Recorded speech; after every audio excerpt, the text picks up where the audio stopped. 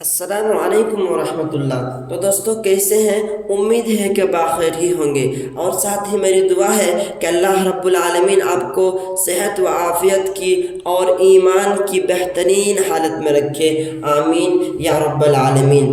جی دوستوں، آج کا جو ہم لوگوں کا چیپٹر ہونے والا ہے، آج کا جو ہم لوگوں کا سبق ہونے والا ہے وہ ہے تختی نمبر 19۔ کیا کہہ رہا ہے چیپٹر نمبر 19 میں کہ مد کا بیان۔ تو سب سے پہلے ہم سمجھتے ہیں مد کس کو کہتے ہیں۔ مد کہتے ہیں لونگ کر کے پڑھنے کو، کھینچ کر کے پڑھنے کو۔ اکثر آپ لوگ دیکھتے ہوں گے قراء حضرات کو، قاری حضرات کو دیکھتے ہوں گے، کبھی کبھی پڑھیں گے اتنا لمبا کھینچ کر کے پڑھیں گے، کبھی کبھی شارٹ پڑھیں گے، کبھی کبھی کھینچ کے پڑھیں گے، کبھی کبھی ہلکا سا کھینچیں گے۔ اسی کے بارے میں جانیں گے ہم لوگ کیوں قراء حضرات لوگ کھینچ کر پڑھتے ہیں، کبھی شارٹ پڑھتے ہیں، کبھی لانگ پڑھتے ہیں، اسے کیوں کرتے ہیں، تو اسی کے بارے میں ہم لوگ جانیں گے۔ آئیے کیا کہہ رہا ہے سب سے پہلے ایک نمبر میں کیا کہہ رہا ہے؟ حروف مدہ۔ تو سب سے پہلے ہم لوگ سمجھتے ہیں کہ حروف مدہ کیا ہوتا ہے۔ حروف مدہ آپ کو معلوم ہی ہوگا کہ حروف مدہ ہوتا ہے کہ الف سے پہلے جہاں کہیں بھی الف سے پہلے جہاں کہیں بھی زبر ہوگا تو اس کو کیا کہیں گے؟ دیکھیے حروف مدہ کتنے ہوتے ہیں۔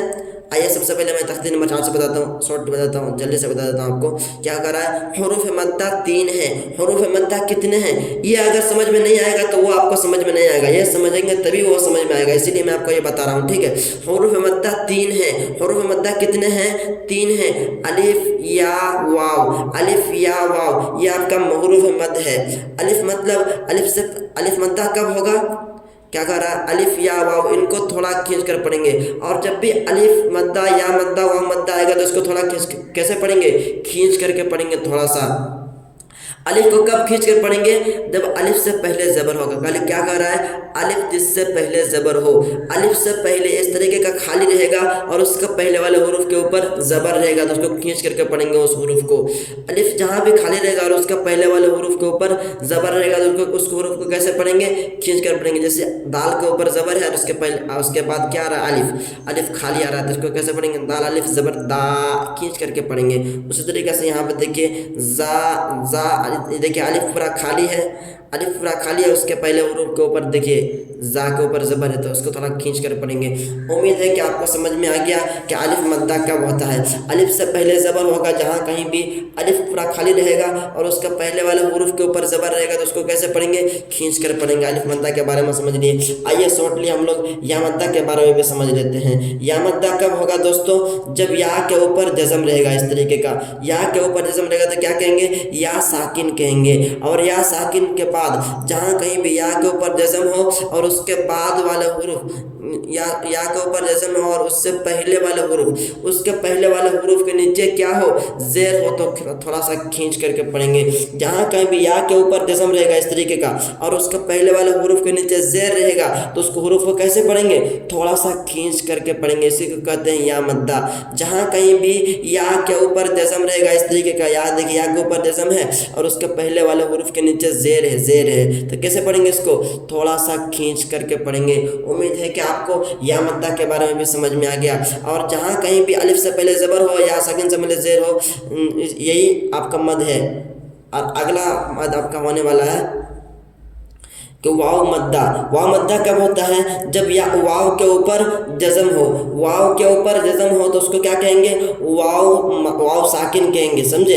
اور وہی واو ساکن سے پہلے جہاں کہیں بھی پیش ہو، واو ساکن سے پہلے والے حروف کے اوپر پیش ہو تو کیا کریں گے؟ اس کو تھوڑا سا کھینچ کر کے پڑھیں گے۔ دیکھیے واو ساکن جس پر جزم ہو اور اس سے پہلے پیش ہو، تھوڑا کھینچے اور معروف پڑھیں، تھوڑا سا کھینچ کر کے پڑھیں گے، ٹھیک ہے؟ کیسے پڑھیں گے؟ تھوڑا سا کھینچ کر کے پڑھیں گے۔ جہاں بھی واو کے اوپر جزم رہے گا اور اس کے پہلے والے حروف کے اوپر زبر پیش رہے گا تو کیسے پڑھیں گے؟ تھوڑا سا کھینچ کر کے پڑھیں گے۔ آئیے ہم لوگوں نے الف مدہ، واو مدہ، یا مدہ کے بارے میں سمجھ گیا، تو وہی آپ کو بول رہا ہے حروف مدہ۔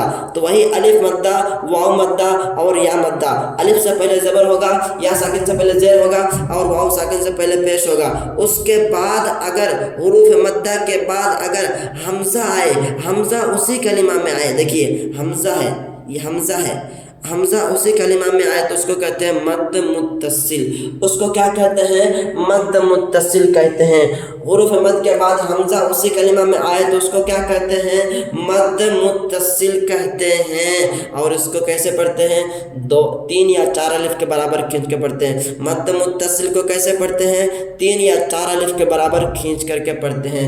वही दूसरा क्या कह रहा है? दूसरा में हुरूफ मद के बाद, हुरूफ मद वही मतलब अलिफ से पहले ज़बर हो, या साकिन से पहले ज़ेर हो, और वाव साकिन से पहले पेश हो, तो उसको क्या कहते हैं? हुरूफ मद्दा। वही अलिफ वाव या के मद्दा के बाद अगर हमजा दूसरा कलिमा आपका हो जाए, दूसरा कलिमा में अगर हमजा आए तो उसको क्या करेंगे? उसको कहते हैं मद मुनफसिल। उसको कहते हैं मद मुनफसिल। वो कौन सा मद होता है? वो तो क्या कौन सा मद होगा? वो मद मुनफसिल मद होगा। जैसे देखिए यहाँ पे फी आपका एक कलिमा है, फी आपका एक कलिमा है, फाया ज़ेर फी। अमरिना आपका दूसरा कलिमा है, मतलब फी या साकिन से पहले ज़ेर है तो या मद्दा होगा।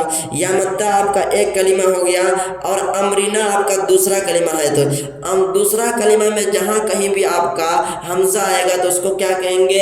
मद मुनफसिल कहेंगे। और मद मुत्तसिल और मद मुनफसिल को आसान भाषा में समझने का ये बता दूँ आपको, आसानी से समझाने का कोशिश करता हूँ। आइए देखिए, जहाँ कहीं भी आपको हुरूफ मद आपके बाद हुरूफ मद के ऊपर इस तरीके का मोटा किस्म का मद लगा रहे, मोटा किस्म का मद लगा रहेगा, तो उसके बाद आने वाला हमजा कौन सा हमजा होगा? हमजा किस्म का हमजा होगा। तो जहाँ कहीं भी आपको हमजा किस्म का हमजा दिखे तो वो कौन सा मद होगा? मद मुत्तसिल होगा। और वही आपको पतला किस्म का मद, देखिए ये मोटा किस्म का मद है, हल्का सा मोटा है, और वही देखिए ये पतला है, पतला किस्म का मद दिखे और उसके बाद आने वाला हुरूफ कौन सा होगा? वो आपका अलिफ किस्म का हमजा होगा। तो जहाँ कहीं भी मद के बाद अलिफ किस्म का मद दिखे तो वो कौन सा मद होगा? मद मुनफसिल होगा।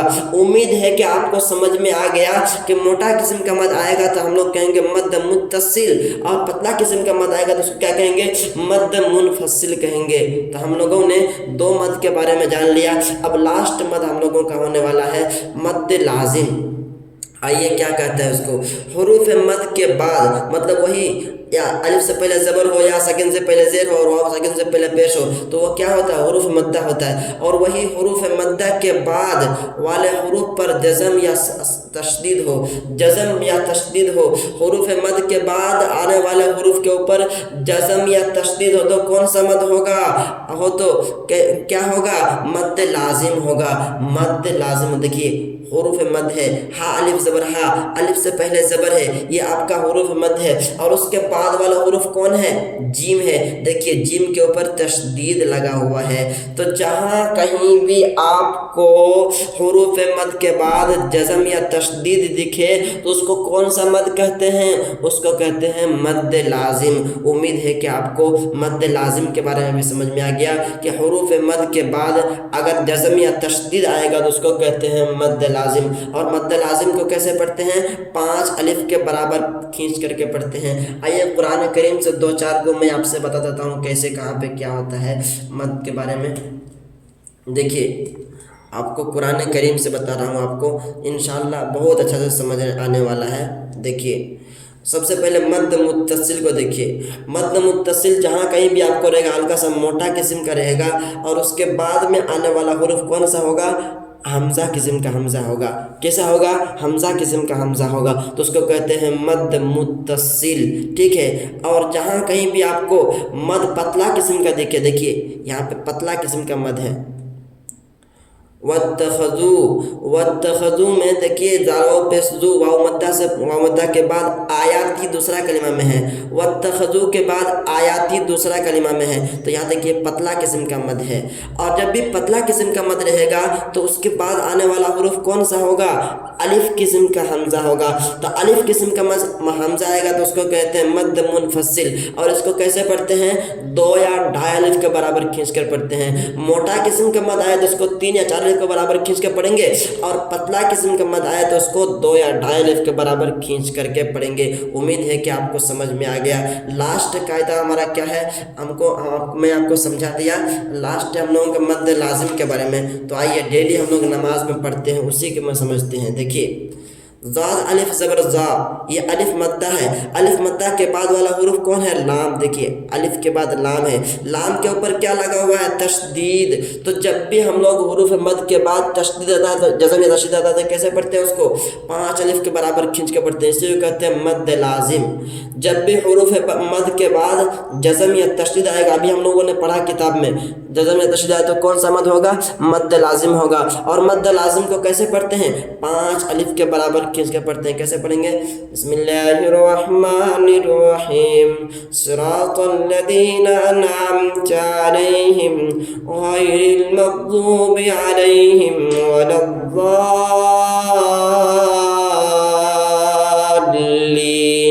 5 अलिफ के बराबर खींच करके पढ़ेंगे, ठीक है। उम्मीद है कि आपको मद मुत्तसिल, मद मुनफसिल और मद लाजिम तीनों के बारे में समझ में आ गया। मद मुत्तसिल के बारे में समझ में आ गया कि जब भी मोटा किस्म का मद आएगा तो आगे में आने वाला हुरूफ कौन सा होगा? हमजा किस्म का होगा। उसको कितना खींच के पढ़ेंगे? 3 या 4 अलिफ के बराबर खींच के पढ़ेंगे। वही आपका मद मुनफसिल के बारे में समझे कि जब भी पतला किस्म का मद आएगा तो आगे में आने वाला हुरूफ अलिफ किस्म का हमजा आएगा। तो जब भी अलिफ किस्म का हमजा आए या पतला किस्म का मद दिखे तो उसको कैसे पढ़ेंगे हम लोग? 2 या 2.5 अलिफ के बराबर खींच के पढ़ेंगे। आगे में हम लोग समझें कि हुरूफ मद के बाद जज़म या तशदीद आएगा तो कौन सा मद होगा? मद लाजिम होगा। और मद लाजिम को कैसे पढ़ते हैं? 5 अलिफ के बराबर खींच के पढ़ते हैं। तो उम्मीद है कि समझ में आ गया। अगर आपको समझ में आया तो कमेंट में लिख के यस सर समझ में आ गया जल्दी से आपको मुझे बताइए। आपका राय मेरे लिए बहुत इंपॉर्टेंट है, क्योंकि मैं बहुत मेहनत से आपको समझा के पढ़ा रहा हूँ, और आपको समझ में आ रहा है या नहीं आ रहा है मुझे ये जानना बहुत ज़रूरी है। तब ठीक है, आप अपना राय ज़रूर दीजिए कमेंट में। अस्सलामु अलैकुम वरहमतुल्लाहि वबरकातुहू। अल्लाह तबारक व तआला आपको सलामती के साथ रखे और आपके हर चीज़ में, रमज़ान मुबारक के महीना में आपको बरकत वाली महीना है, ज़्यादा से ज़्यादा बरकत हासिल करने की तौफीक अता फरमाए और अल्लाह रब्बुल आलमीन हम सब की मग़फ़िरत फरमाए। आमीन या रब्बल आलमीन। God bless you. अस्सलामु अलैकुम वरहमतुल्लाहि वबरकातुहू।